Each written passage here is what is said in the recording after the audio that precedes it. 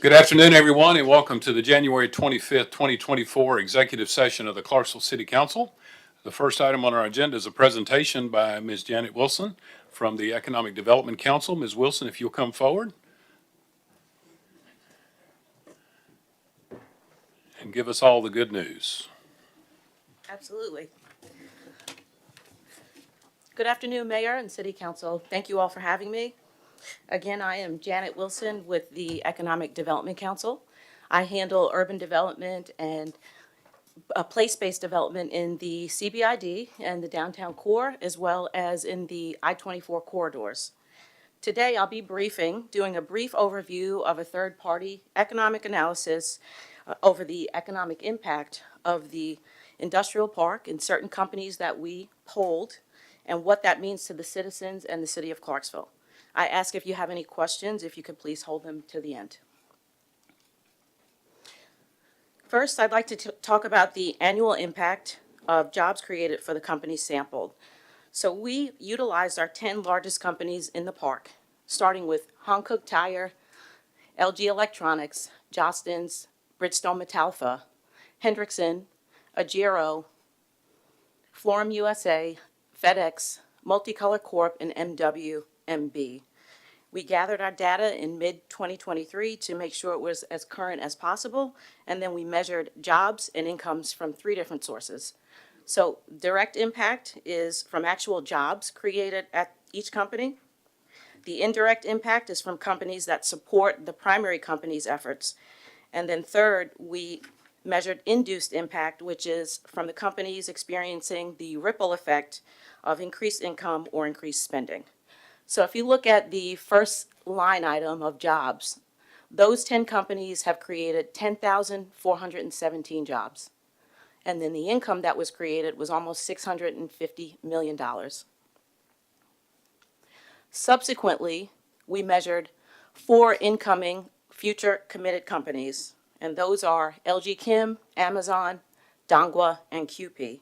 And again, we measured the same factors, but one thing to note is the Hankook Phase 2 and 3, which are 1,400 additional employees, were not referenced here just because of the timing of the report. So these numbers are conservative in nature. But again, we measured the same factors, and the additional jobs created from those streams are 2,342, and then again, another 147 million almost in income.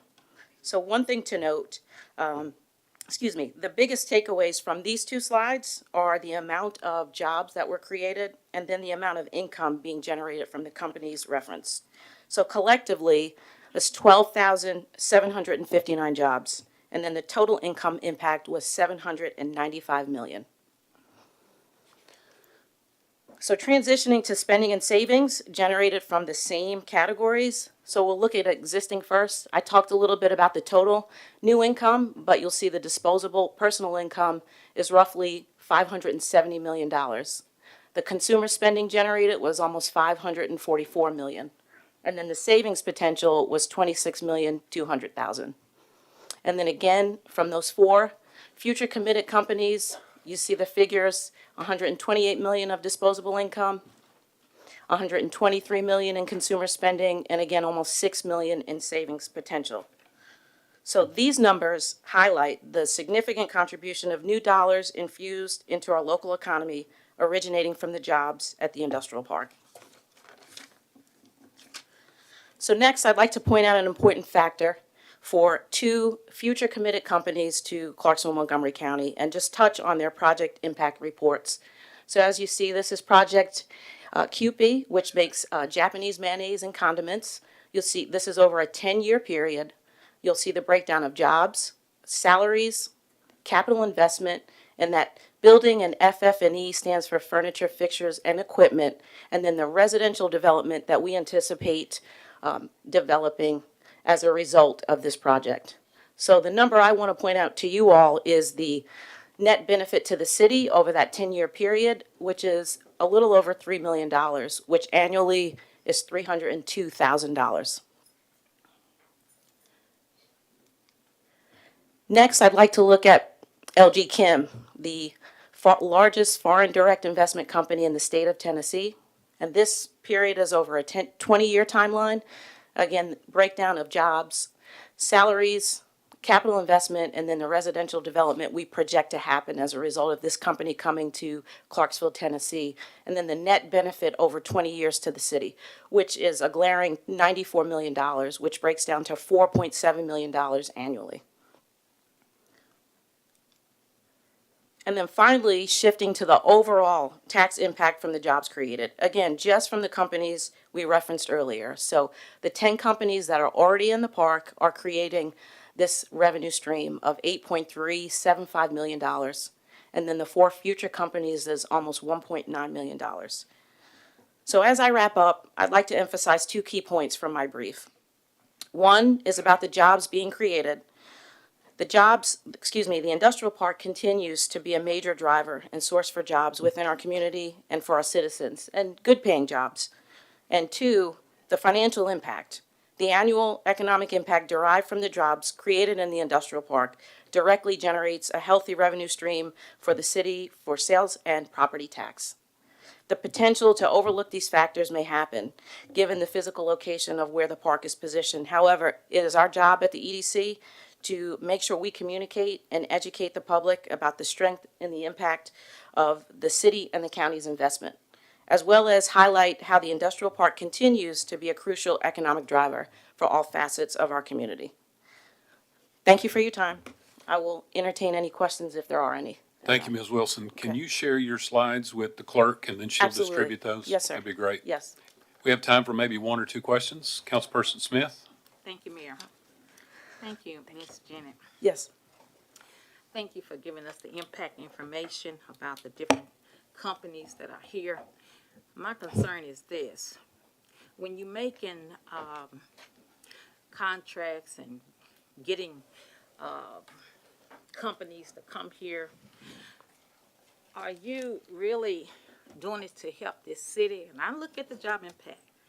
But one of the issues I was concerned with was the one at Vulcans, where you all are making sure that this company is established, and I'm not against that at all, but I want to make sure it's for, when you're doing this, that you make sure that it is for the good of the citizens, not just for the good of the company, and how it affects the community in particular. So how do you plan in the future to make sure that we're doing things right and not just for the good of the community, but for the good of the company, and making sure that you're doing things right for the good of the community, not just for the company, but just also for the community as well. Because we see that how they set up for Vulcans, there is nothing to support the community in the sense of sidewalks and other things for this community. So what do you do? Sure. I appreciate your question. We, working at the EDC, we're serving the community by virtue. We don't receive, money for doing things. Our main goal is always to do the best thing for the community. And while we're focused on the industrial park, that was what the presentation was about. That's the mindset and approach that we take with anything that we do. We live here too. I know, but I'm saying, how are you going to make sure in the future that you're going to make sure that these companies align up with the things that the community wants and what we need, not just for the money purpose or things of such. I know we're bringing in taxes, but we sure have to make sure that we're supporting communities in a positive way. I completely agree. I mean, and we work lock and step with city government, county government, and this is always top of mind. Well, why come they're not going to widen College Street and only just a portion? Well, that impacts their property they control. The rest of it is on the other property owners. Well, I still say that they need to make sure that when they're doing something, because I was told from the beginning, and higher ups told me this, that when they built up Vulcans, that they were going to widen College Street, not just a portion, but all of it. They were going to make sure of that. And I'm emphasizing this because I get a lot of complaints about this, and still people are mad about it. the way Vulcan is going to be set up. And so I'm just asking a question to get this out to the constituents so that they can hear you. Sure, other than the way I've answered, I don't have anything else to add. Okay, all right. Thank you. Councilperson Reynolds, you're recognized. I would just like to say, I appreciate the conversations of job, and how much each jobs are gonna pay and review of that. I know 15 years ago, we weren't doing that, and Yes. I appreciate that you have a standard and, Yes. and that you're watching cost of living in the jobs that you're bringing in. So I just appreciate that. Thank you. We know we have an affordable or attainable housing challenge, and we don't want to add to that problem by bringing jobs that can't support themselves, so. Thank you. Any other questions? Yes. Councilperson Smith, one more bite. So, okay. So what is the income that we're searching for when we bring in these companies? We look at 55,000 or $24 an hour No, okay. 55,000 a year. a year, okay. Yes. I thought you said an hour, okay. I was No. like, Or what? ma'am. $24. Yeah, $24 per hour or 55,000 per year Okay, in annual salary. okay, just want to be clear. Entry, not average. Okay, that's entry, okay. All right, thank you. Yes, ma'am. Okay, anything else? Thank you, Ms. Wilson. Thank you. All right. We are now ready for the Planning Commission report. The artist formerly known as Jeffrey Tyndall, but now John Spainhoward. Mr. Spainhoward, we are on item A, ordinance 67, 2023-24. Please, sir. Yes, sir. Thank you, Mayor, members of the City Council, for the opportunity to be here. Let's reset this iPad real quick. First application is, as stated, 67-23-24. It's amending the zoning ordinance and the map of the city of Clarksville for Donald Webb. Zone change of two parcels running on the north frontage of Britton Springs Road, approximately 820 feet west of Fort Campbell Boulevard and the Britton Springs Road intersection, from R4 Multiple Family Residential District to R6 Single Family Residential District. I will add, specific to this application, as you'll see in some of the photographs, acknowledge that Mr. Webb and the agent of Mr. Ramos agreed to defer this application 1 month. We had placed signs on the property and sent out notices prior to the devastating tornado that took place in our community, and this property lies right in its path. Here's the two properties that exist, fronted on Britton Springs Road on the right side of the photo, or to the east would be the Fort Campbell Boulevard intersection. The kind of crazy lot that is on the side of there is the entrance to the church that existed on the corner. You can see the area of R4 that exists north of Britton Springs Road. I'll take this time to remind everyone that densities between R4 and R6 are very similar in nature, and they're designed to be such, where the R4 normally attributes to multifamily housing and the R6 attributes to single-family detached structures. The devastation exists in this photo. On the right side of this photograph is the site, starts roughly where the tree line is. And the photographs just kind of take a rotation around of the area. On this photograph would be on the left, just past the structures that did survive the tornado. This is a close-up view of the property in question. That's adjacent. This photograph, as you can see, has a little bit of a low area. That would attribute to one of the street department comments you'll see in a moment.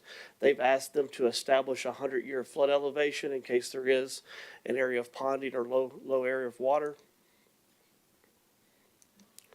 And this goes back to the portion of the area. This does encompass just shy of a half an acre at 0.49. It would not be an extension of the zoning classification.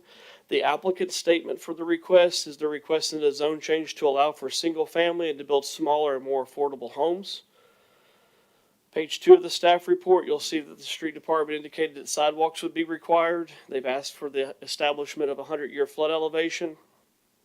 School system comments are shown there on the bottom of page 2. Our historical estimates indicate 7 lots that could change based on the elevation of the final lot design. But the staff and the planning commission both recommended approval. The proposed zone request is consistent with the adopted land use plan. Residential supportive uses such as mass transit and retail services are in the area. The adopted land use plan indicates that it's encouraged to maintain a desirable mixture of housing types. Sidewalks would be required as part of R6 zoning classification. The proposed R6 single-family residential zoning appears to be appropriate for the properties on the north frontage of Britton Springs Road in proximity to the Fort Campbell Boulevard and Britton Springs Road intersection, which is a node of activity. Adequate infrastructure will serve the site and no adverse environmental issues have been identified. The next three slides are aerial photographs, and the final one is a zoning map overview of the area. We received no formal public comment in reference to the application. If you have any questions, I'll be more than happy to try to answer them at this time. Thank you, Mr. Spain Howard. Councilperson Reynolds, you're recognized. Mr. Spainhauer, my concern is not necessarily the density, but R6 does not require a setback, and, you know, that's close to that corner if they ever have to come in and widen that. Is that something that because R6 you have a less of a setback from the road, right? Well, the reduced setback would mean if you have to be alley loaded. I don't think these properties lend themselves to alley loaded because they don't own frontage on a side street. So they would have to meet a greater setback than if they were alley loaded. So 25 feet should be. These are pretty narrow lots for the area. Let's see if I can get to a better photo.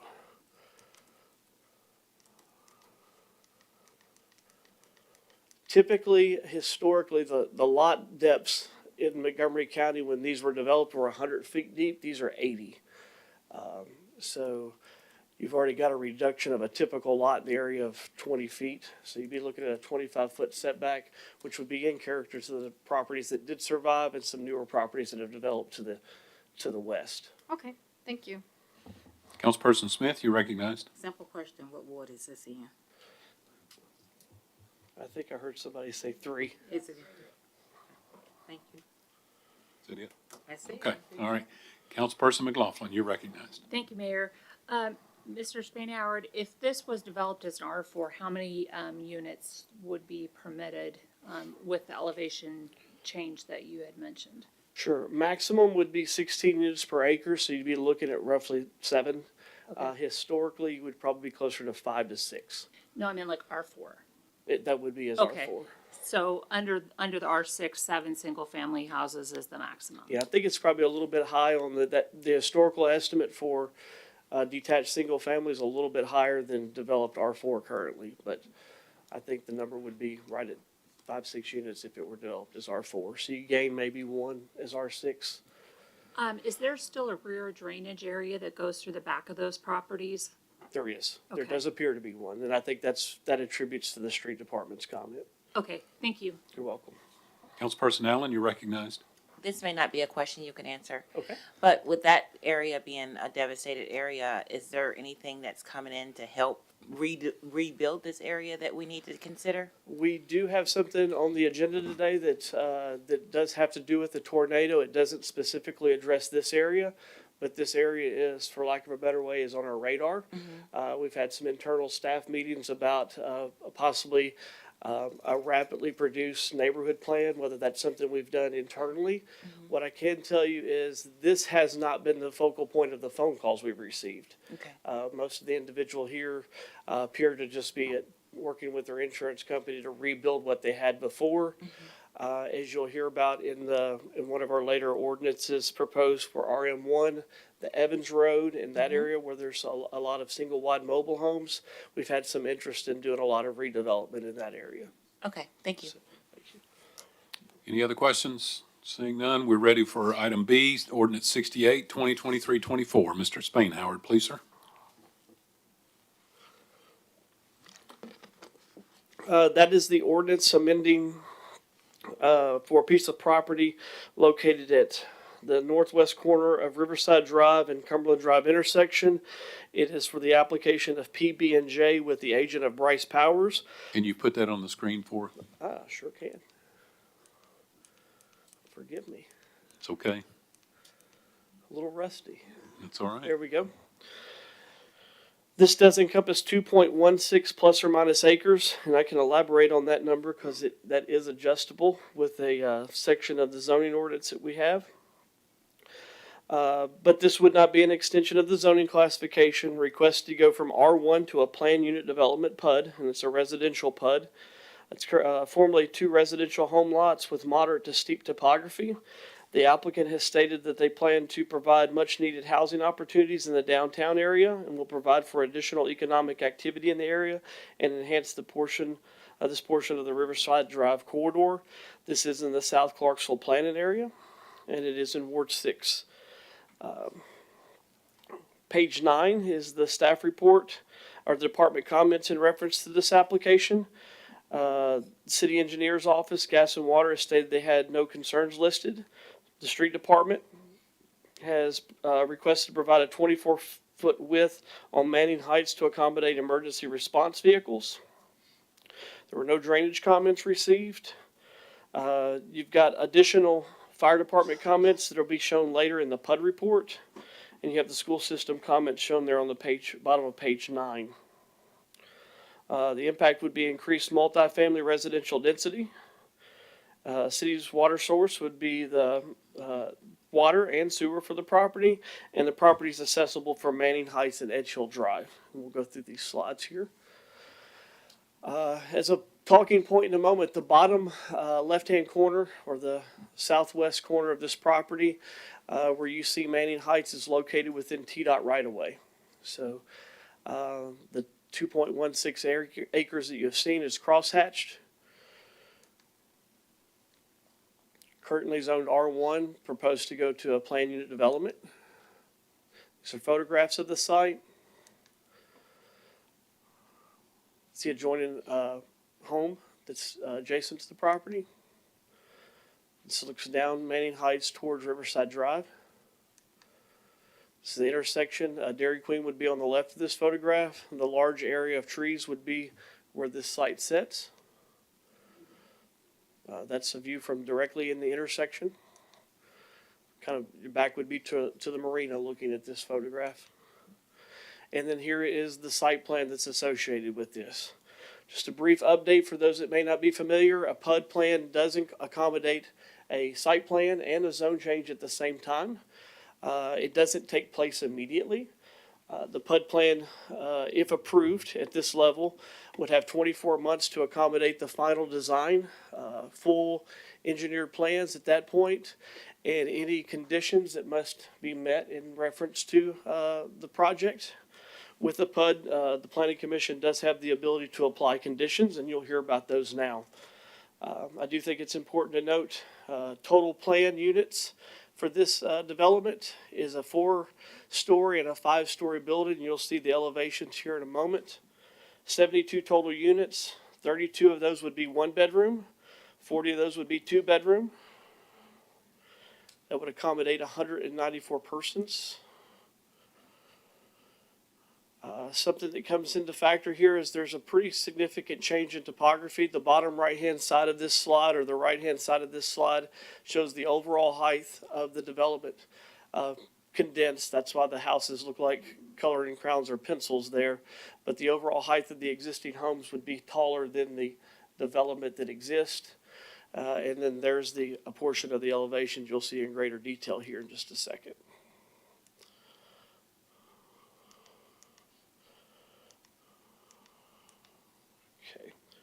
For whatever reason, the elevations are missing from this, so I'll make sure they get added to your report. Same elevations you saw there, they're just color elevations. Greater detail of the staff report. As a PUD report, we go into the review like a site plan. We provide you the intent of the PUD statement. Total encompassing 2.88 acres. The proposed PUD plan requires a number of traffic transportation improvements. The Clarksville Street Department and Clarksville Fire Rescue have called for a 24-foot two-way traffic improvements through a combination of existing public right-of-way and a proposed travel easement to facilitate traffic movement and improve emergency vehicle access. Edgehill Drive access to the development will be moved to the east from Riverside Drive. That would be in the top left of this. It essentially moves the intersection that aligns with the Dairy Queen approximately 20 feet further from Riverside Drive to create more of a squared off intersection and additional stacking for Edgehill Drive. The dark gray area along the top of the site shows an additional 5 foot of pavement added to the south frontage of Edgehill Drive for the depth of the development to widen the roadway access.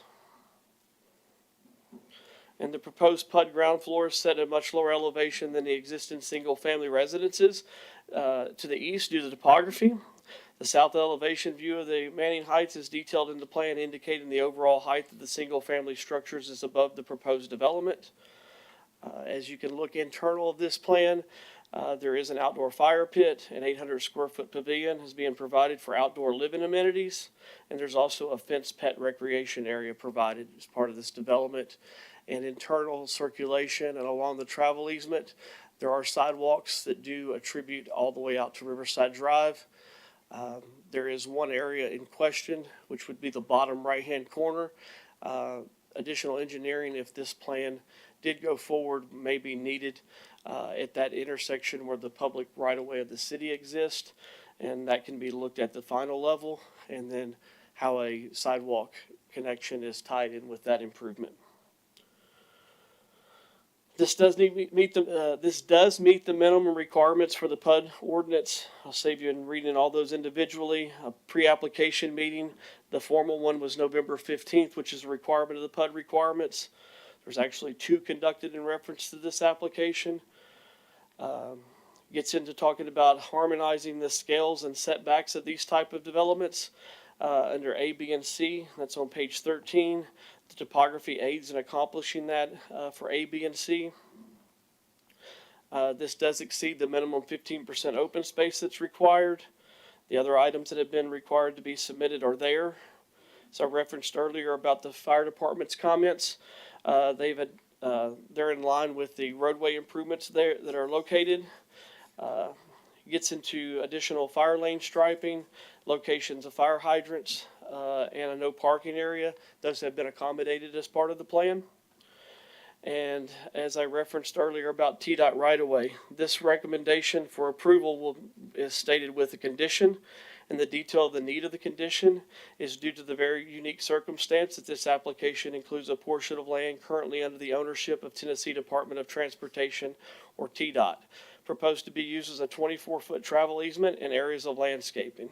The Planning Commission staff, the Clarksville Street Department, and developer do not wish for the owner or developer of this property, which is PB&J, to acquire the area within the TDOT right-of-way unless it is known that the City of Clarksville City Council body has approved and submitted the submitted PUD plan. If the City Council finds that the PUD plan is acceptable, then the below condition should be applied. And essentially that condition details that the engineer and our staff have been in contact with the TDOT representative. His name is Mr. Nathan Gregory. He's a professional engineer with TDOT, oversees the geodetics manager of that portion, and did state that if they wish to use this portion of land, which is TDOT right-of-way, they could go through TDOT's excess land group if they wanted to pursue use of the right-of-way. So the condition of the application shows 24-foot travel easement, parking, and landscaping for this development within the TDOT right-of-way, with the understanding the proposed PUD cannot receive final approval until the developer or owner acquires the area from TDOT to accommodate the travel easement, parking, and landscaping shown in the PUD plan. It is noted that this condition provides no guarantee that TDOT will agree to transfer the property for use of this development, and moving portions of the project forward without TDOT's agreement is at the developer or owner's own risk. If the final PUD plan is not submitted with the TDOT area of land under ownership of the owner or developer, which that's PB&J, as stated in the PUD regulations, then the application can be rezoned back to its original zoning or a preliminary PUD extension granted by the Planning Commission. So the short of that is the PUD has 2 stages. The prelim report that allows you to vote on it, that's what you have here today. If this is granted for approval at the formal session under 2 readings, then they would have 24 months under the current standards to acquire the property to make this project work as submitted. If they don't accomplish that, or the application is voted down, nothing changes with the site. There's no zone change. There's no requirement for them to move this plan forward. So both the staff and the planning commission did agree to and recommend approval of the application. I will note, there is several pages of opposition, shown, and that should be included in your full report. So if for some reason that doesn't show up, please let me know. We'll make sure you get it. There's also a copy of the Manning Heights statement of the amenities and full detail of the developer. I know that's a lot, so if you have any questions, I'll be more than happy to try to answer them. Thank you. Councilperson Zacharias, you're recognized. Thank you, Mayor. I do have two questions. One of them may be better suited for the street department, and if so, just let me know and I'll reach out to them before next week. I noticed we don't have and I'm going to try to use the right word here, a traffic impact assessment on this application. Do you know what size of a development do we need to trigger that requirement? PUD regulations from memory is 100 peak hour trips, and this would be under that, is my understanding.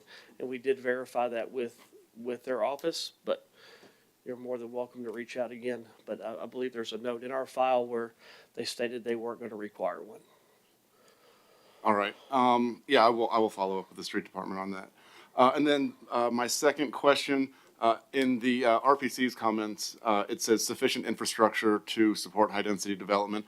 I'm just curious, when the RPC says sufficient infrastructure, what specific infrastructure components are you guys looking at when you make that statement? So in reference to this statement, with the improvements that are shown in this plan, that if it were to go there, they would be sufficient. If these improvements were not shown, then that comment would state they are insufficient. So as they are not there now, and this project can't go forward unless they make the improvements, at the completion, they would be sufficient. So we're talking about like trafficability and as well as, utilities and stuff like Water, that. sewer availability, those type All of right. things. I was just trying to get a better Sure, idea of what absolutely. what infrastructure was included in that statement. All right, thank you very much. You're welcome. Councilperson Shekinah, you're recognized. Thank you, Mayor. Thank you, Mr. Spainhour. I was going to ask you to elaborate on TDOT stance, but you did that, and you did it pretty good.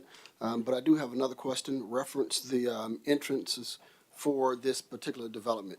Is it all going to be on Edge Hill Drive, or is it going to be a combination of Manning Heights and Edge Hill? What is there in and out? So Manning Heights continues further out to Cumberland Drive. There are some notes about potential improvements to that section of Manning Heights. I think it's been the stance that we do have another bite at the apple from our departments. And as far as fully engineering any other improvements that may be needed to accommodate that, they're going to let it move forward to find out if the land from TDOT can even be acquired. I think the bigger need for improvement in reference to this development was the widening of the portion directly in front, creating a full 24-foot travel width. Didn't state it, but currently Manning Heights operates as a one-way connection across from Cumberland Drive out. So if that were to maintain, then the vehicles would not be traversing the other direction. But with some improvements, they may be able to accommodate two-way traffic both directions. As far as TDOT's stance, the gentleman we spoke to was mainly about verifying that it was TDOT right-of-way instead of the city's or the abandonment process. We spent a good number of days with legal verifying the process, and ultimately what it comes down to, TDOT's abandonment process goes through what they call an excess land group, where they have a group of evaluators, and they may either donate that land or sell that land to individuals to accomplish the need that's there. So they haven't given us what their stance is. So Okay. Thank you. Thank you, Mayor. Councilperson McLaughlin, you're recognized. Thank you, Mayor. I made a bunch of notes and hopefully they make sense when I read them. okay. Okay, first question is, what is the depth of the landscape buffer that would be required between the PUD and the adjacent R1 property? Okay, so I couldn't read it on the. So by the nature of these PUDs, as we get into and look at the final items, this would have to meet our standard landscaping ordinance that exist. There is flexibility in our landscape regulations depending on how wide you make your buffer. So if they condense the buffer to a really narrow amount, there's going to be a much more amount of dense plantings. They do know that the full engineering of that hillside, is there a pointer on here? Essentially, the very center where you see the home on the adjacent property, those lines that dashed out are contour lines. And so that contour drops off pretty rapidly. So there's going to be a level of landscaping applied there.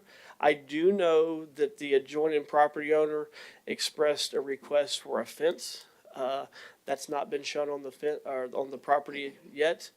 I don't want to speak for the developer, but in past circumstances, they've put fences as part of the landscaping in lieu of plantings. Okay. So those will be all things that we could look at the next final, after that hill is fully engineered, if TDOT moves this, allows them to acquire the land, but the landscaping would be required to meet our minimum standards. So the R4 standards, correct, for, Yes, for Okay. these multifamily, and we view landscaping in a PUD as an amenity.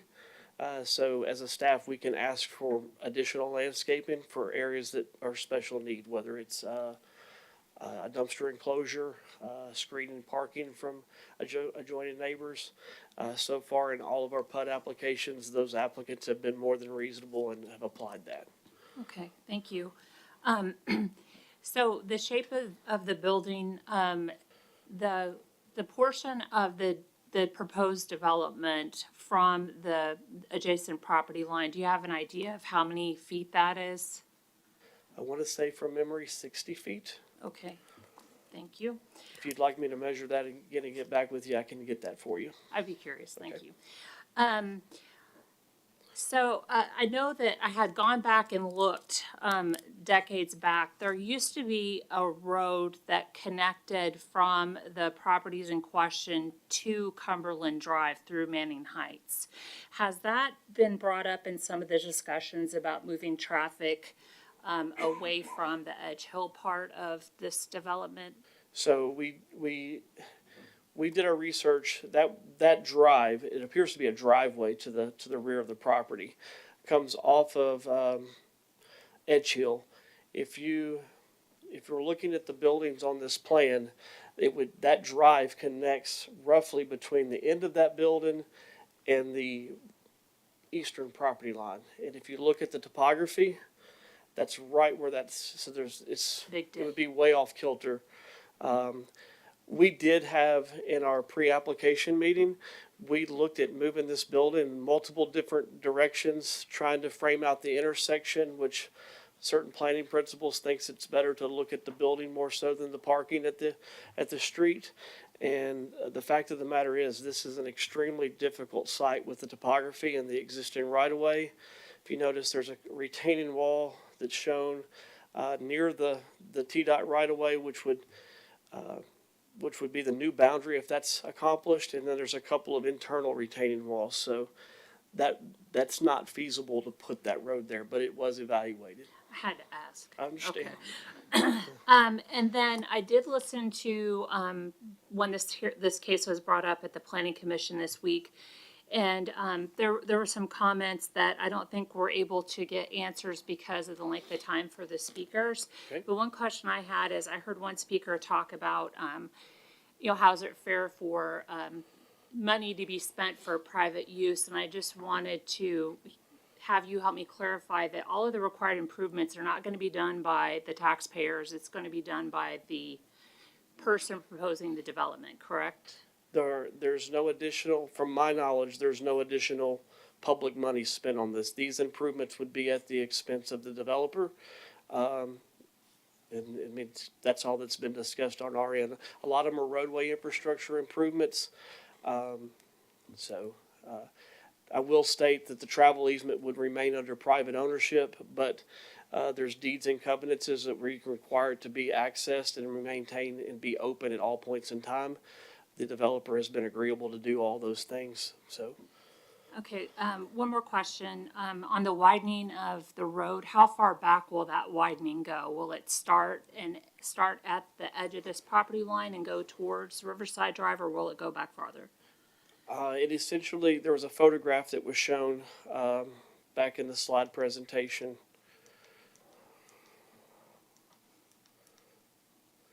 That's roughly the photograph of where that travel easement would start, give or take a few feet back or forth. That would essentially go to a 24-foot improved lane. The other portions would be evaluated at the final stage. Those have not been engineered. If they can be accomplished, I don't know if many people have driven that area. It's pretty isolated, especially at the area of Cumberland Drive. There's a pretty substantial drop off.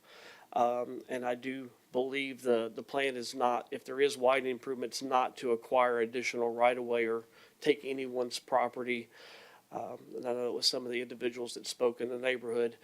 The developer would not be required to acquire additional land to accomplish those. The goal would just be to add the width that's available within the right-of-way. Okay. I think that covers my list for now, but you're available if we need to contact you, correct? And you wanted that, I'll send that measurement Yes, out to thank you. everyone, or Mr. Tyndall will. Thank you. Councilperson Reynolds, you're recognized. Yes, I have a couple questions as well. So, first of all, isn't this in the TIF area? Like, it's CBD, TIF, down, didn't we pass one that this is in that area along that corridor? I will admit that's not something that's normally in my wheelhouse. It is extremely close. If it's not in here, I do believe they make reference of it in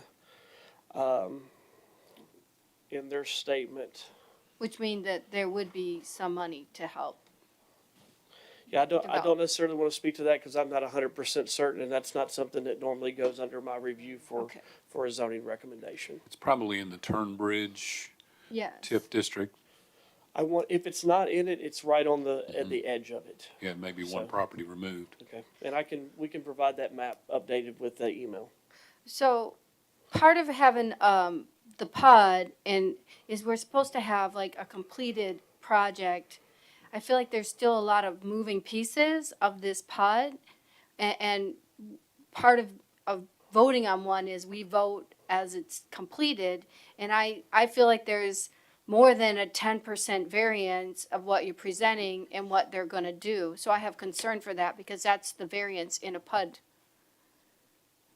I'm not sure what their gray area is at, but I'd be more than happy to try, if you've got a question, I'd be more than happy to try to answer that portion of it. And the amenities, so I did speak with the builder today, and so the amenities, we have 40 units that are 2 bedrooms with families, and in this area, we have a dog park and a pavilion. I mean, that's not a great deal of family amenities in a PUD. Like, would they get dense to be able to give more amenities? And all I see is a stacked apartment building. I don't see a great, there's supposed to be something for the community trade-off when we build a PUD. And am I missing, I guess I don't know that I see it there. What I can tell you from a staff standpoint, when we review these items, we take a wide view of the area. We do know that the city has a beautiful amount of parks and open space at the marina, playgrounds and things of that nature. They're within a very close proximity. There's lots of goods and services if the individuals wanted to partake and take a walk. I don't know that I've ever seen a plan that's exactly perfect and meets every notion, but I do think this tips the balance to decide that it can be approved. But with all due respect, I mean, that's I would just Where we're say at. at 6 o'clock at night, my 7-year-old can't walk across Riverside Drive to go to the park when I'm cooking dinner. Understood. And so that's my concern as we build these more denser areas and we put family housing in them. We're and part of, again, building PUDs, that we're supposed to be building community and spaces. And yes, there's a park, but there's no way for or even my 12-year-old to get over there while I'm home. So I agree with that, but with the PUDs are supposed to be trade-offs. You get more density for more amenities. And there's only 2 true amenities here, and almost every apartment building does the same. So I just feel like we're not meeting the spirit of granting a PUD for the trade-off that the builders are getting. I did speak to him, and he may come back and ask to move a few things around. I'm not sure, what kind of flexibility that gives him. I know it's 10% variance, right, before they have to And bring what's it back. viewed as a major change, adjusting the locations of some of those amenities to add a swing set or something of that nature would be encouraged on our end. It's not something we would turn this application down if they added amenities. Okay. But one of the key takeaways is we do want to have an idea of what their planned open space and how it plans to be programmed. I mean, each different apartment and user may program their situations differently. I don't know if this is a development that's necessarily going to cater to families. It could, it may not. But as far as their business model, what's there, they have added amenities that don't exist at all apartment complexes. Okay, that's all I have. Councilperson Streetman, you're recognized. Thank you, Mayor. Mr. Spain Howard, I know there was some concerns mentioned in the RPC meeting about this possibly being spot zoning. Can you kind of explain how this is not spot zoning? Sure. In the planning world, there's a couple of different definitions of spot zoning. I think the quick concept that goes to the general public is anytime that the letter category, whether it be R1 and R2, don't match exactly, that there's a distinguishing between the two. There's not many PUDs currently in Clarksville, so the PUD affords the opportunity to look at the specific plan that's there. So if using the notion that if the letters of the zoning classification don't match, then every PUD could be viewed as spot zoning. But looking at this development, it's a residential development. It's at a quadrant of a heavily traveled intersection. Many times these type of intersections would be fronting on commercial on this. I don't think it's out of character to put some higher density multifamily at this location. I think it's a much better fit than a commercial opportunity. But from a spot zoning standpoint, with the wide spectrum of zones we have, we're going to have areas that don't match the letters to a T. I do know that's come up in some of the public comments that have been provided to us, and that's been explained.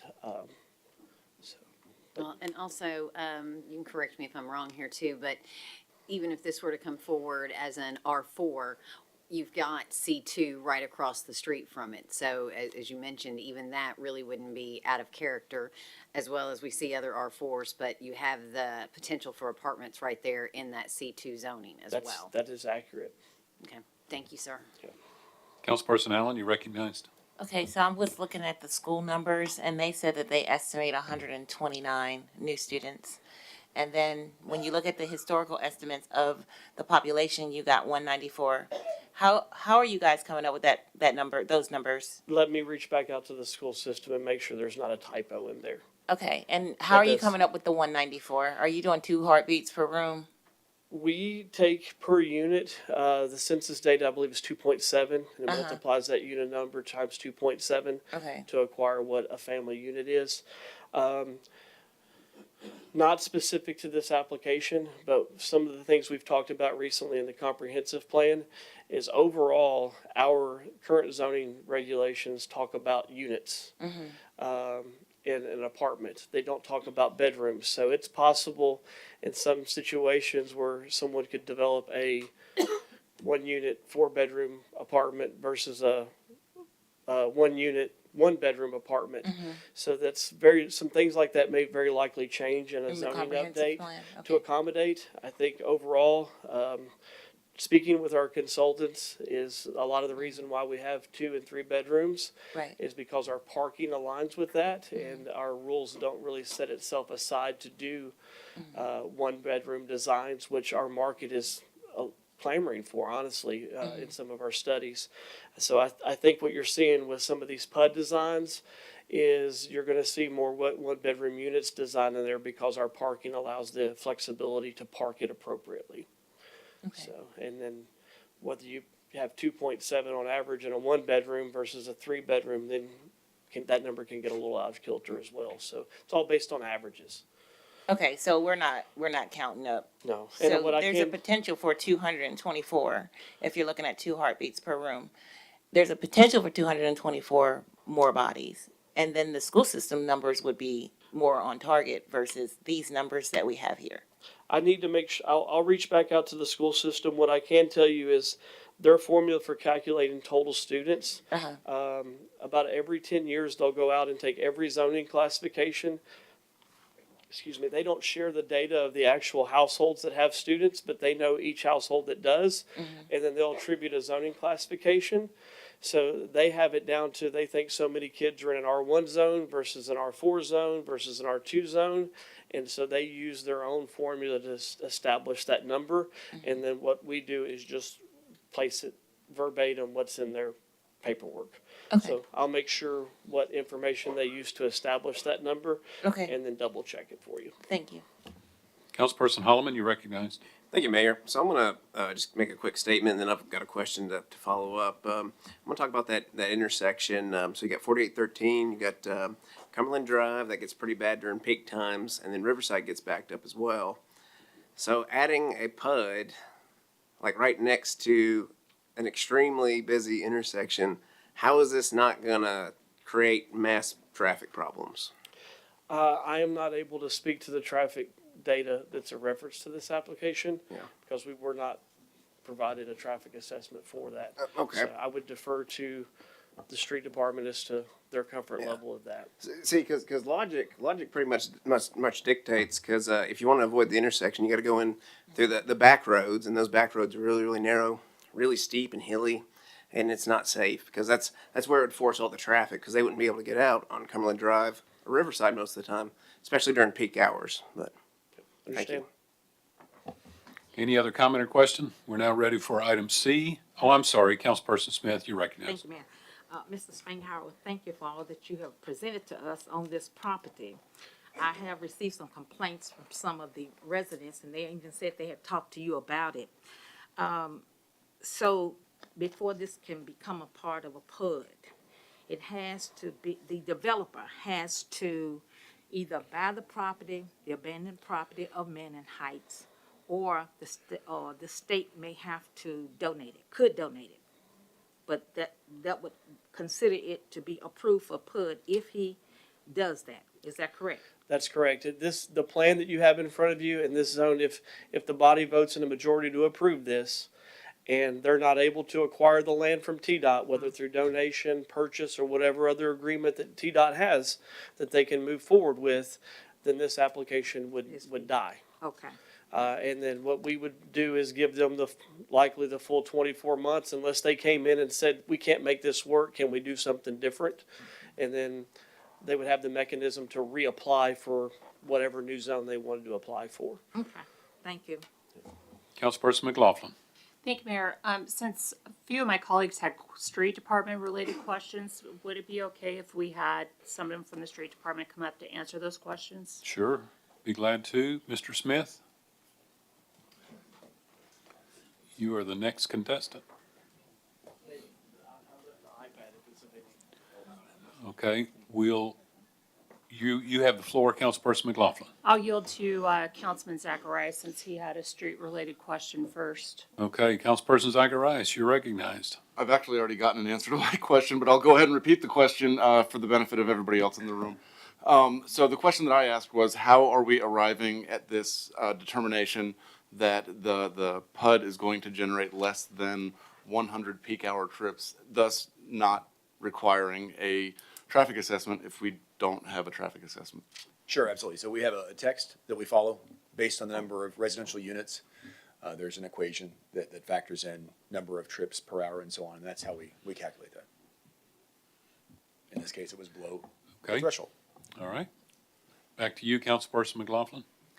I believe the council member from Ward 7 had a street related question. All right, Councilperson Holloman, you're recognized. Thank you, Mayor, and thank you, Councilman McLaughlin. Same question I had as earlier.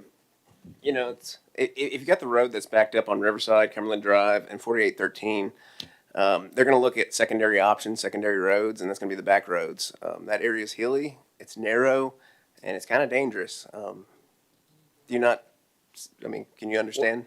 Correct, yes. So presently it is a one-way street. Manning Heights is off of Cumberland. And it's, I mean, you miss it if you see it's a driveway. It's what it looks like right now.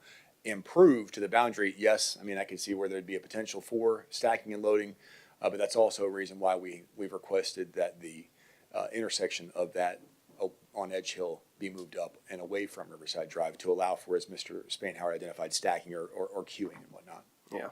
Okay, thank you. Always a possibility. Any other questions for the street department? Councilperson Allen, you're recognized. I just have a real quick question. Are we allowed to request it as a council, a traffic study for that area?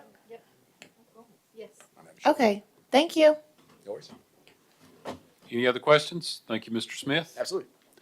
Any other questions about this ordinance? Seeing none, we're ready for the next ordinance. Item C, ordinance 69, 2023-24. Mr. Spanhauer, please, sir.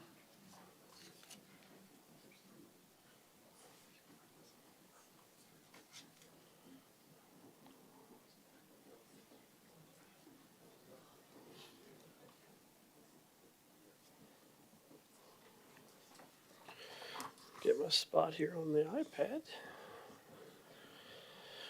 All right, that is application 692324, the zoning ordinance change for Sidney B. Hedrick. The agent, I believe, is Hunter Wynn for this application, requesting to go from O1 office district to R3 moderate density residential. One more time, Mr. Spanhauer, if you could put it on the board for the guy in the middle. It's slow.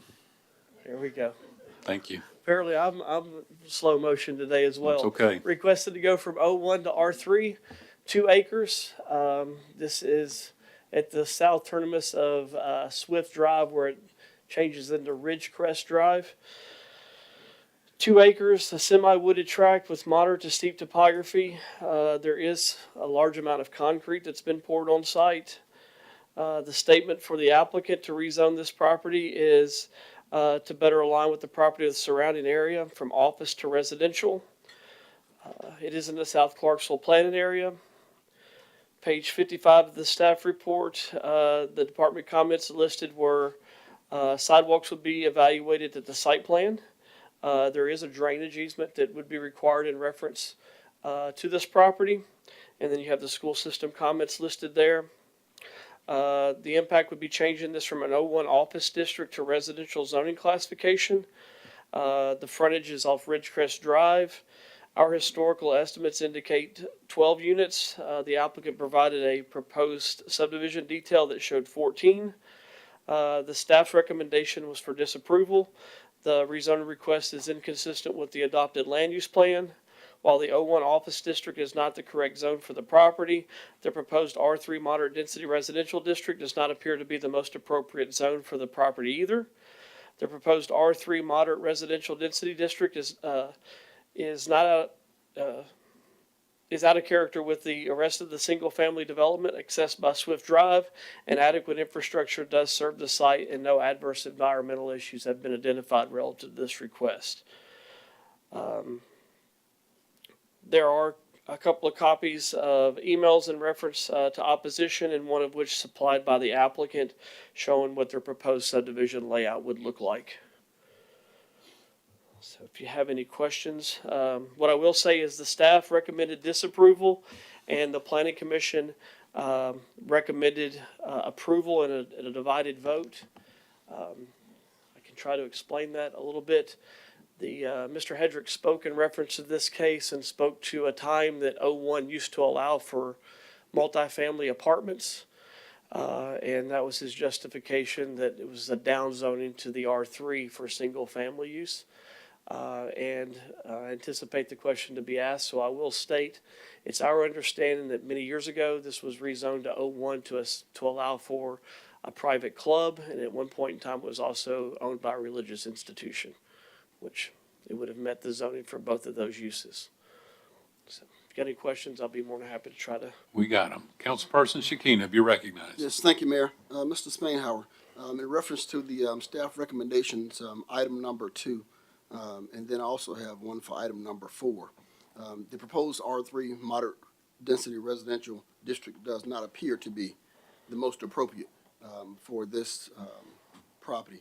So what would be some examples of the most appropriate if this is not the most appropriate? So it's going to come down to a comfort level.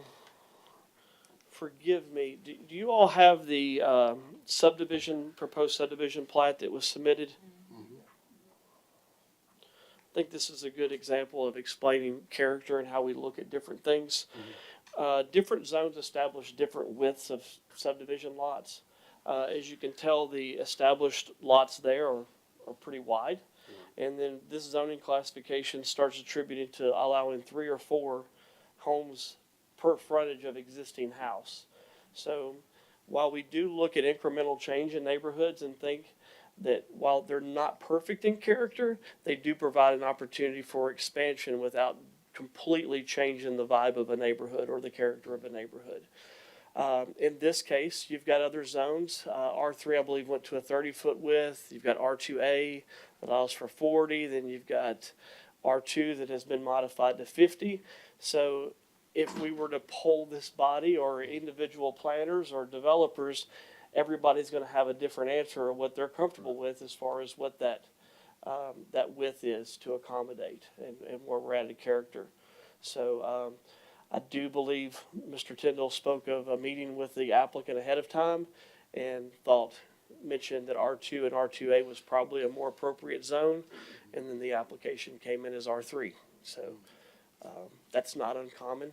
I mean, we try to steer people in what we think meets what their need is and what meets the majority of to get something approved as well, and what's best for the community. Thanks. Hopefully that answers your question. Yes, sir, it does. And then number 4, adequate infrastructure. This road, right, it's a very narrow road. Is the developer planning on doing anything to this road? Not that I'm aware of. There's varying different opinions as I talk to different members of the council, city, county commission, the general public. From a planning principle that we see at different times value in narrower roads, because the extreme conflict we hear when we make wider roads is that people drive faster and unsafe. So there is a happy median number like the lot width that where some people are going to say the road becomes too narrow. And then from a planning perspective, we're going to say the road becomes too wide and then becomes a super highway through the middle of neighborhoods. So there's not a perfect answer for that. And if I had it, we would have already applied it. Right. But I'm just making note because it's here. Yeah. What I can tell you is I drive every property if I'm out. An individual in the public hearing made note that there's someone who parks a vehicle. I've been out to this location 3 times with our wind events to make sure our signs still remain on site. And there's an individual that parks in an extremely bad location, in my opinion. But ultimately, I mean, they're parking in front of their home. But Right. I think there's a white van that kind of blocks the curve. Yes. Thank you. Thank you, Mayor. Councilperson Zacharias, you recognized. Thank you, Mayor. Just a simple question, I hope. I understand that the comment says the O1 office district is not the correct zone, but the staff comment here is that R3 does not appear to be the most appropriate zone. Would it be a more appropriate zone than the O1? That's a fair statement. Okay. I mean, ultimately, we look at things and as planners, we talk and we have discussions. A lot of times when it's an application that comes in from the general public, we have one bite at the apple to get what we think is the best thing for the community. And as a staff, Mr. Tyndall, myself, encourage members to vote how they think is the best. In this case, we don't think R3 is the best, but it is a better opportunity than O1. All right. Thank you. That's fair. Councilperson Holloman, you recognized.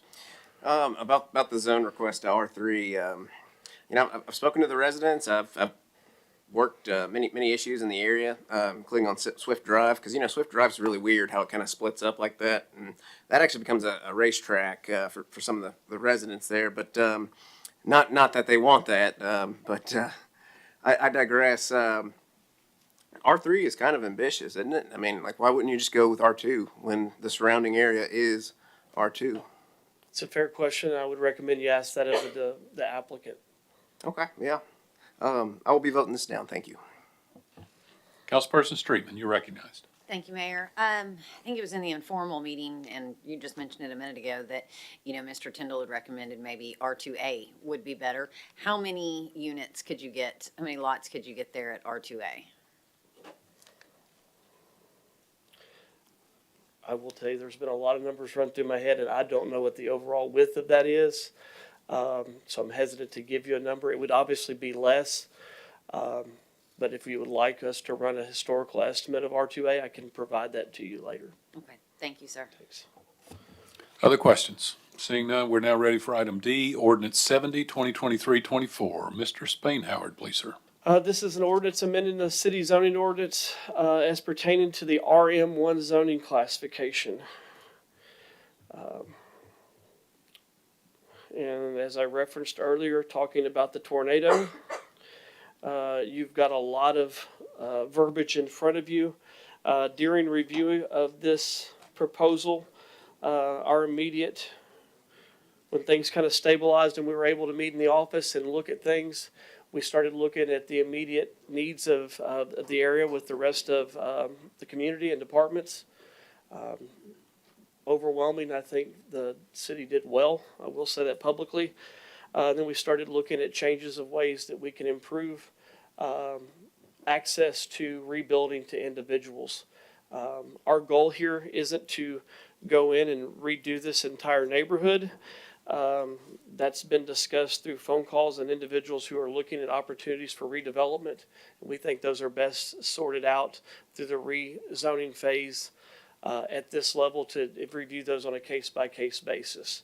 But the short of the matter is RM1 zoning only allowed in the city limits for you to have a single wide trailer in that zoning classification.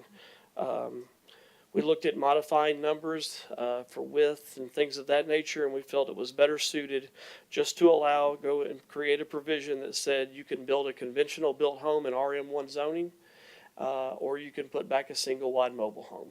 There's a lot of verbiage here that you can look into. When we started doing the search of RM1, there was explanation on how to develop an entire RM1 subdivision. It's very redundant of our existing subdivision regulations, so we're proposing to strike that entirely. And it will go into a reserve mode. And that section of the ordinance would go to reserve and then update the matrix to allow for single family. So hopefully that explains it. If you dive in and run into more questions, please reach out, or if you have any now, I'll try to answer them. We got him. Councilperson Streetman, you're recognized. Thank you, Mayor. I know I said this during the Regional Planning Commission meeting, but I do want to say it again. I appreciate that the regional planning staff looked at this and knowing that there's a lot of residents that already have a lot that they have to deal with, lost their homes, especially in the instance that it was a mobile home, and appreciate y'all quickly trying to see how they could have less to have to deal with if they wanted to come back with a safer option for them and something that works better for them. So I just appreciate that y'all took the time to do this. And also I know it doesn't apply to us, but the Regional Planning Commission also created the same, it's a resolution, but for the county commission as well. So it's not just for those that are in the city, but the one that the county commission will be faced with also benefits those in the county. So again, thank you for your work on it. You're welcome. And for the body, it doesn't go into detail here, but we have met with the coach director, Mr. Justin Crosby. They're in favor of this, and it's also been presented to our Land Use Advisory Commission, and they recommended no changes. So all bodies are in favor. Councilperson Reynolds, you're recognized.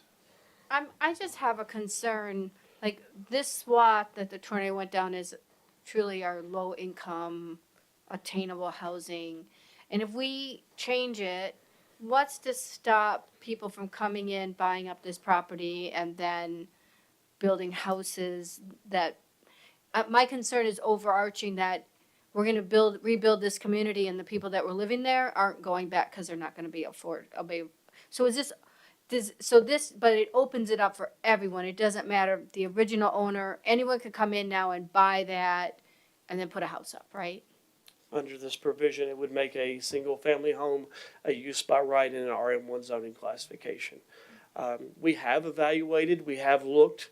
There's a numerous amount of, obviously it's difficult to prove who lives where, But if you pull the tax records and look at whether the address that tax record bill goes to that individual property, there is a mixture of actual homeowners that live in the area and a mixture of multiple property owners that own existing properties.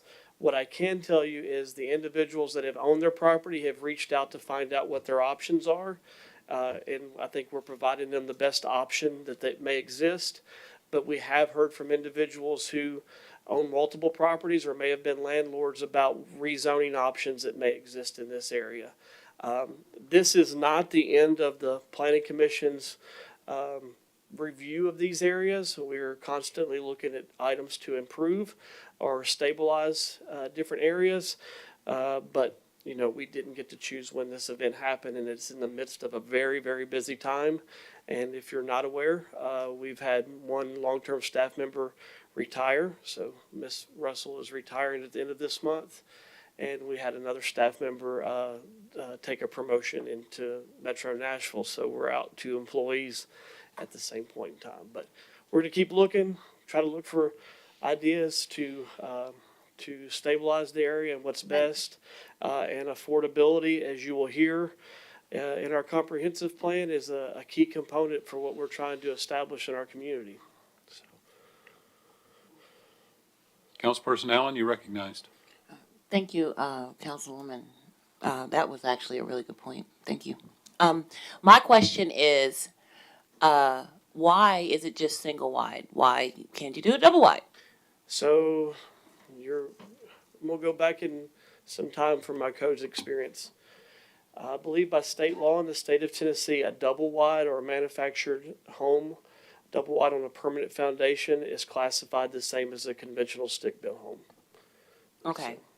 So So when they're changing this to the single family home, they could do it now. they could do a double wide on a permanent foundation, or I guess a double wide without a permanent foundation, because it would classify as a Single family home. single family home. Okay, thank you. Thanks. Councilperson McLaughlin, you recognized. I don't, this probably isn't for you, it's probably be a legal question, sorry. Would it be possible for us to consider, instead of doing an overarching change to the zoning classification at this point, to do it on a case-by-case basis so that we're sure that it's people that were directly affected by the tornado, to make an allowance for them putting a single-family structure back if that was their choice? Question for the legal counsel, if you want to speak into your microphone.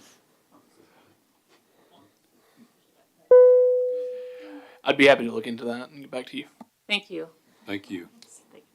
Mayor, if I may, Sure. we did do some research on past applications. To our knowledge, and it was a quick review in the haste of trying to get this in front of you, it doesn't appear that there's ever been an RM1 request to go to allow someone to build a conventional built home ever turned down in our history. So if that makes a difference to you. I don't want to debate with you, that's not, but, if, people were able to avoid the zoning process to get their property rezoned, and they weren't affected by the tornado, then that would be a benefit to them, to go ahead and do what 2 of the previous speakers mentioned, is to build, more expensive structures on existing our RM1 property versus trying to accommodate the people who were directly affected by the tornado. Understand? I'm not, does that make sense? Yeah, it does. Okay, thank you. Understand totally. Councilperson Allen, you recognized. So I just want to make a quick, kind of a quick statement. With the landlords that have 3 and 4, 5 properties over there, they can now say, okay, I don't want to put a trailer back. I'm going to put a single family home here. That's what this would do. That is accurate. Thank you. Councilperson Smith, you recognized. Thank you, Mayor. What I was thinking about is the design or the style. Let's say we have some mobile homes that are just sitting on bricks. Yes, ma'am. So we mix this with single family homes, that's not gonna look too beautiful or look good if they're sitting just on bricks. Now, in my neighborhood, there is a mobile home that is stabilized, and put down with bricking around the bottom to make it look good, and it looks like a home. So are there any requirements in this ordinance to make sure that these mobile homes that are going to be in with single families, if they choose, to be stabilized in a particular way? They're just not sitting on bricks. There are laws that go into establishing construction, and those are done through the permitting process to the Building and Codes Department. From my recollection, I do not recall them ever being allowed to have exposed bottoms Well, they are in to Providence. be occupied. What I can tell you is there were areas that were affected that have distressed structures, some of which were unoccupied. Some had multiple structures on properties. This is an area that needs some attention. Yes. I think our main goal is for those individuals who have an opportunity for the insurance company to afford them to build a conventional built home in lieu of a single wide mobile home. We didn't want to burden them with a 2.5, 3 month rezoning process to accomplish that. I know this is a different body.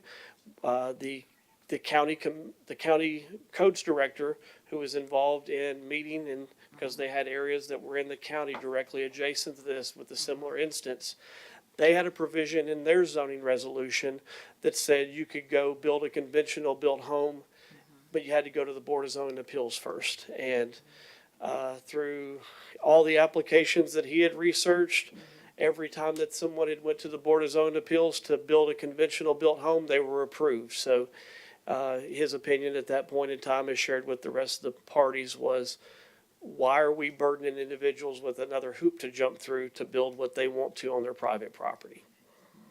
My main concern is not the house. Again, it's the mobile home, to make sure that it, fit the character of the single-family homes, in the sense that they're just not sitting on bricks.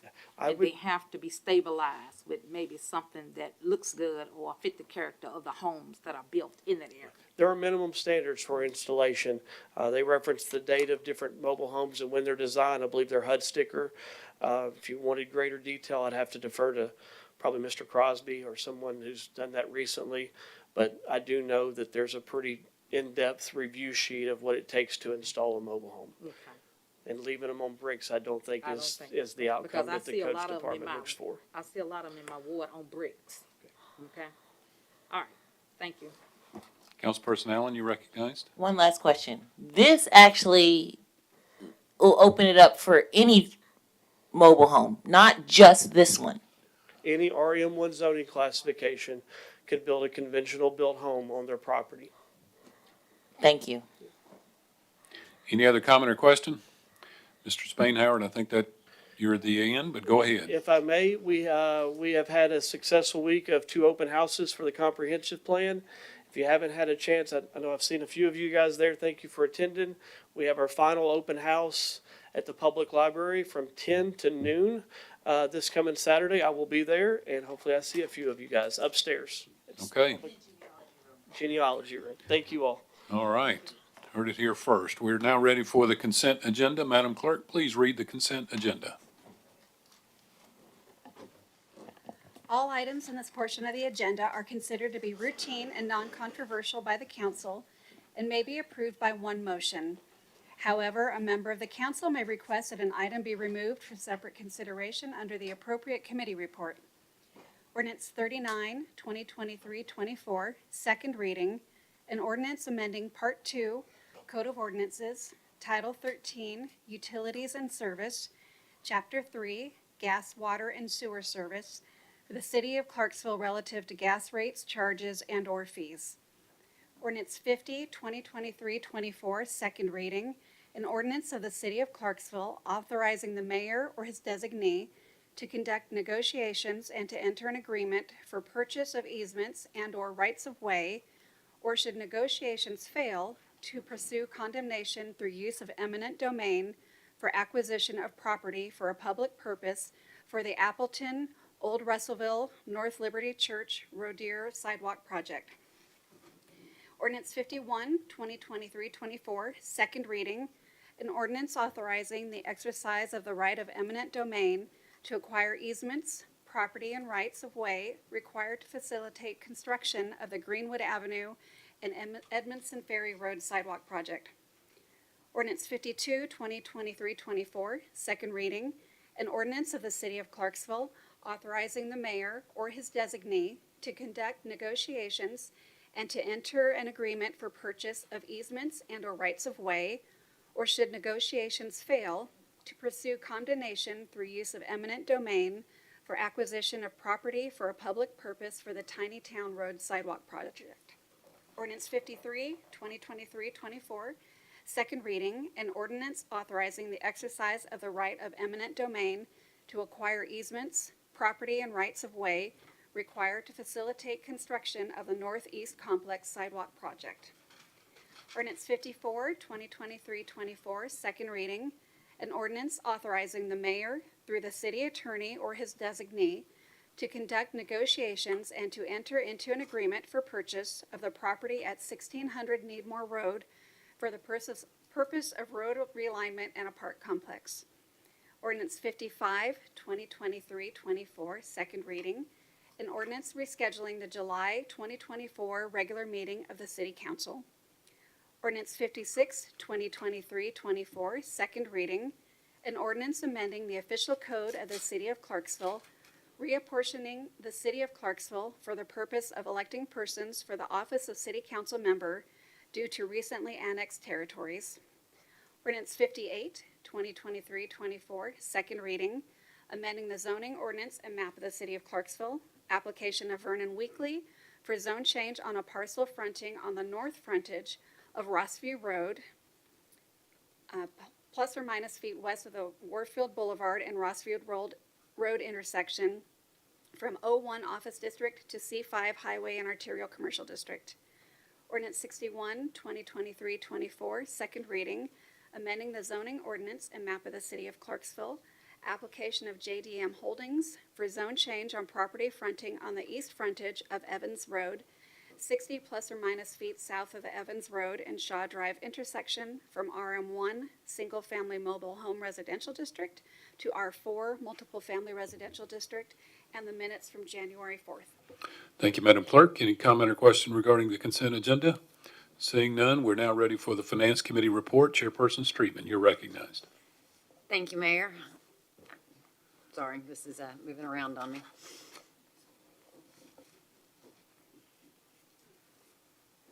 All right, ordinance 64, actually, Mayor, if it's okay, can I actually address the first three all at once? Sure, without objection, go ahead. Thank you. Ordinance 64, 2023-24, first reading, an ordinance accepting the donation of certain real property from Edward Burchett Property to the City of Clarksville for the purpose of a sewer pump station. Ordinance 65, 2023-24, first reading, an ordinance accepting the donation of certain real property from ACI Investment Group Property to the City of Clarksville for the purpose of a sewer pump station. In ordinance 66, 2023-24, first reading, an ordinance accepting the donation of certain real property from Melissa G. Tennant Property to the City of Clarksville for the purpose of a sewer pump station.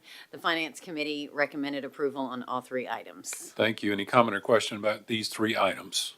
Seeing none, please proceed. Thank you, Mayor. And Resolution 35, 2023-24, a resolution authorizing retirement of a patrol service dog, Arlo, from K-9 unit and donation to former police officer Andrew Trescott. Both the Finance and the Public Safety Committee recommended approval. Thank you. Any comment or question regarding this resolution? Chairperson Streetman. That concludes my report, Mayor. All right, thank you. We're now ready for the Gas and Water Committee. Chairperson Holloman, you're recognized. Thank you, Mayor. I'll have a full report next week. Thank you. Neighborhood and Community Services, Chairperson Shekinab, you're recognized. Thank you, Mayor. I'll have a full report next week. Thank you. Parks and Recreation Committee, Chairperson Zacharias. Thank you, Mayor. I'll have a full report next week. Thank you. The Chair of the Public Safety Committee is not here. We assume there'll be a full report next week. Transportation, Streets, and Garage Committee, Chairperson Smith, you're recognized. Thank you, Mayor. I have a report on February 1st. Thank you. Next item under new business is discussion draft sidewalk ordinance. Councilperson Reynolds, you're the sponsor. You're recognized. All right, thank you. Mayor, may I ask Ms. Canfield to bring up the slides that are part in the, that are presented? Do you have those teed up, Madam Clerk?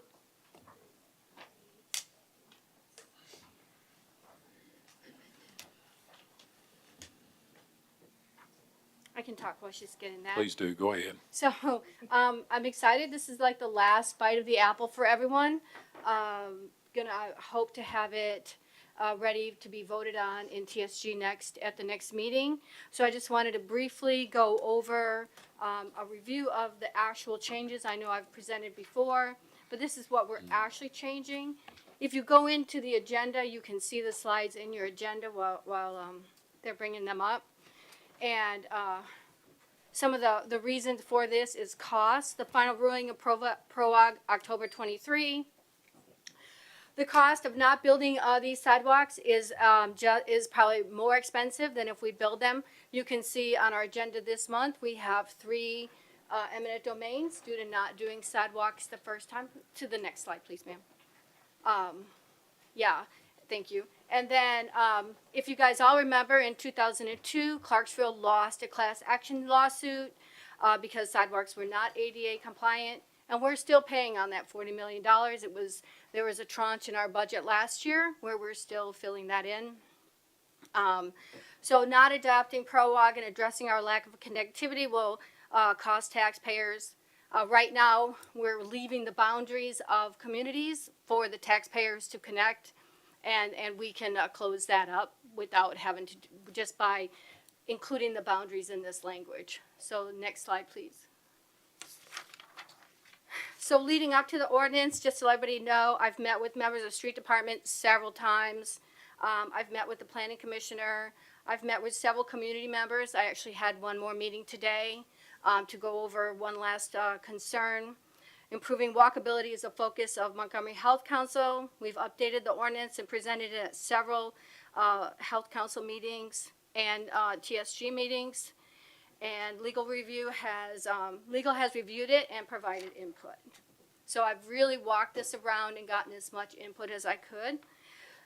The legislative overarching intent is that sidewalks are now mandated on the boundaries of new developments and mandatory along property lines within the site.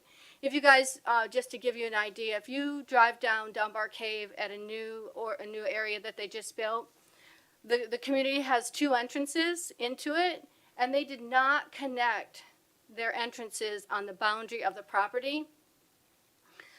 That's now against PROAG. PROAG says you will connect those boundaries, and all that is leaving it up to us as taxpayers to fill that in. They put it inside the community, but they didn't put it on their own property from entrance A to entrance B.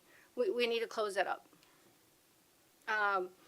And most of the language in this, almost all of the additional language came out of PROAG or out of other community where I took it out of other cities' ordinances.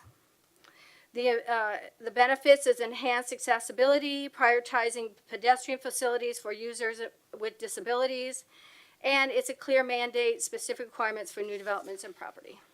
So next slide, please. Just to let you know, some of the exemptions to sidewalk and some of the big changes is I removed the industrial exemption. M2 and M3 zonings do require now sidewalks. We already have it in our park. People get dropped off at the bus and need to walk to work. Pending construction, if there is an area that is going to be built by the city or the state, that can be waived. If they're not on the sidewalk matrix or the master plan for the Parks and Rec. Unsafe conditions if there's terrain issues or they don't own it. These are now the exceptions to the sidewalks. One of the things, next slide please, is I've improved the transparency and we created a waiver process. I took the access waiver board, I took their waiver and just kind of adapted it into this. Again, the waiver is not new language.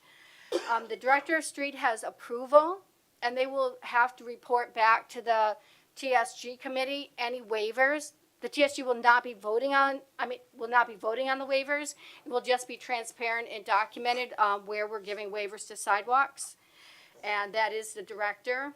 But if there is an appeal, they may bring it back to the TSG and request an appeal at the TSG committee. I believe that the benefits of this, there's enhanced clarity, clear defined steps for waivers and appeals, transparency, and consistency. This will provide consistency. Next slide. The other issue is protruding objects in our sidewalks. Under the new ProWalk, under the old standards, you had a requirement of 36 inches, and you could go down to, I think it was 20. You could narrow it if you had something already in the sidewalk. Under ProWalk, all sidewalks must be 4 feet from any item that's in the cement, or actually it's very clear you should move it. It should be a requirement to move it. I'm going to kind of read it for the public. In the public right-of-way, protruding object includes streetlights, utility poles, equipment, cabinets, signs, parking meters, trash receptacles, telephone poles, mailboxes, etc. That's what we're talking about when we're talking about those have to be moved. They cannot be part of the sidewalk. We've defined the technical requirements, and resolution for utility conflicts, again, goes back to the street department, but it does require 48 inches from anything in the sidewalk. Next. Construction standards, they have to follow TDOT standards, ProWalk, and ADA. The requirement is they'll follow the most stringent standard that's published. So the width collectors went back and forth. We've changed that a couple times, and working directly with the street department, who I'm grateful for their patience, for allowing me to really ask questions and bring back different opportunities and options. Collector roads are 5 feet, and local roads, which means inside the neighborhoods, are 4 feet. Those are the requirements. And a barrier zone, if you look at the images on the last slide, cane detectable barriers are imperative on sidewalks. So you either have to have a fence area or a grass strip. One thing to just remind the council, the cost of not approving this is if we continue where we're at, and then ProWalk comes in and says once that sidewalk is touched, whoever touches it owns it and has to bring it up to their standard. So that is pushing it back on the taxpayers instead of doing it right the first time. It's cheaper to do it right the first time than it is to go back and try to buy the property, fix it, and put it in. So I would like to ask anybody, if you have questions, to please, I'm open to them, or we will be discussing them at the street department. You can send your comments or concerns to Ms. Canfield, and she will forward, and I will make sure that they are addressed at the next meeting and brought forward. Councilperson Zacharias, you had a comment or question? Yes, Mayor, thank you. This is a comment, and it's actually a request of all of my fellow members here of the council. When you are considering this sidewalk ordinance, I would ask you that you please not look at it in a vacuum. We are, at this time as a city, being asked to consider this comprehensive plan. If you look at the recommendations for nearly all of the planning areas in this comprehensive plan, there is a general recommendation for almost all of them that says something to the effect of prioritizing pedestrian safety by improving sidewalks, crosswalks, and pedestrian signals. This is an opportunity for us, if we are going to follow the recommendations that are laid out in this comprehensive plan, to do it right. Thank you. Thank you. Anyone else? Okay, we're now ready for public comments. Any member of the public wish to address the council? Now ready for mayor and council member comments. Any council member have a commenter? Seeing none, we are now ready for adjournment. We'll stand in adjournment until next Thursday. See you then.